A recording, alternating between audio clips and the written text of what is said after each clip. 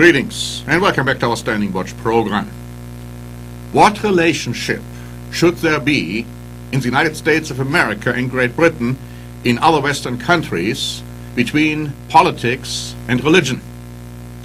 I found a very interesting article in USA Today dated November 7, and I'd like to just read to you a few excerpts from it. This is written by a professor of Christian ethics, saying this: Republican presidential candidates are trolling for conservative Christian votes. The Democrats, too, will make some effort to join this game as they did in the 2008 cycle. It is bad for America. It is bad for Christianity. This version of Christian politics is inherently corrupting to Christian faith, ethics, and witness. It encourages politicians to take God's name in vain and to do so routinely. And that would be a violation of the Ten Commandments if Christians still cared about such things. It tempts church leaders to abuse their offices and abandon their core vocations as they entangle themselves with politics. It confuses the message of Christianity with that of the politician of the moment. It drives many away from God altogether. And so I'm asking the question today: what role should the church, any church, have insofar as politics is concerned? And the answer is quite simply none whatsoever.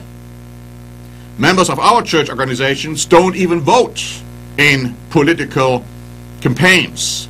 They don't participate in the jury. And there are reasons for that. The church has a duty to proclaim the gospel of the kingdom of God. And it says in the New Testament that we have a gospel of reconciliation to proclaim. We are not to apply Old Testament penalties, for instance, to the church today.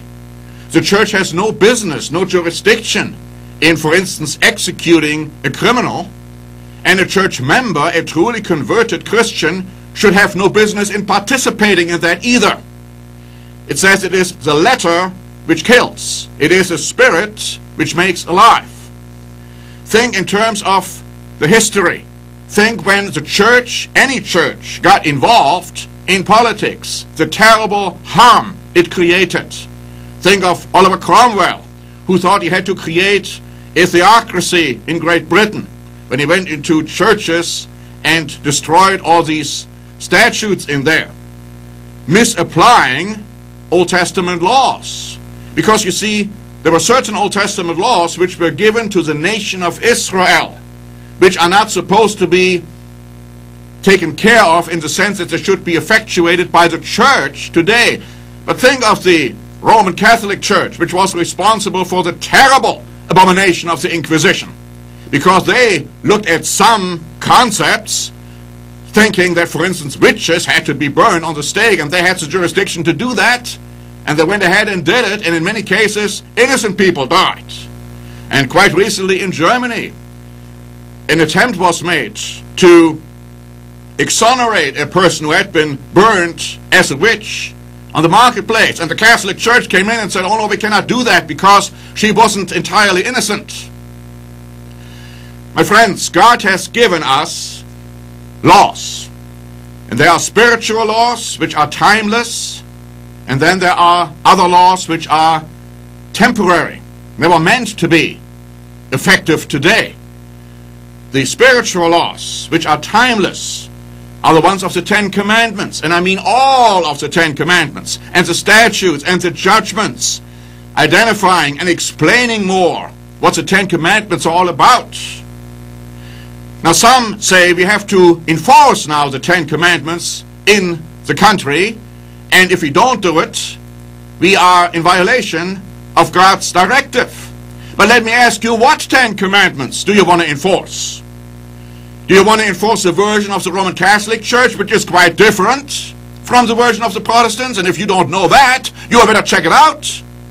And even if you apply the Ten Commandments as the Protestants are teaching it, are you applying the Sabbath? It says you shall keep the Sabbath holy, not Sunday. Sunday is not part of the Ten Commandments. But you see, the point is the church doesn't have the jurisdiction to enforce the laws. It has, however, the commission to preach it. It has a commission to tell the nation that they have to keep the law if they want to be in conformity with and in harmony with God's directives. Individually, also collectively. But the point is, that's all we are supposed to do, to teach, to preach the truth, not to try to enforce it, because there is no harmony insofar as what to enforce. Everybody has a different opinion as to what is still valid and what isn't. My friends, Christmas and Easter are not days you should participate in. Halloween, because they are not Christian holidays. But it is not the jurisdiction of the church, any church now, to come in and to say, we are going to enforce the abandonment of it. Because if we did, then the next question is, what are we abandoned which we shouldn't? Or what are we not to reinstate which we should reinstate? For instance, the holy days, the annual holy days, which most people have not even heard of before. But you see, the time is going to come when Jesus Christ will return, and he will enforce the law of God. He will enforce what needs to be enforced. Let's leave it to him to do that when he returns. At this point, it is not the commission of the church, any church, to try to do that.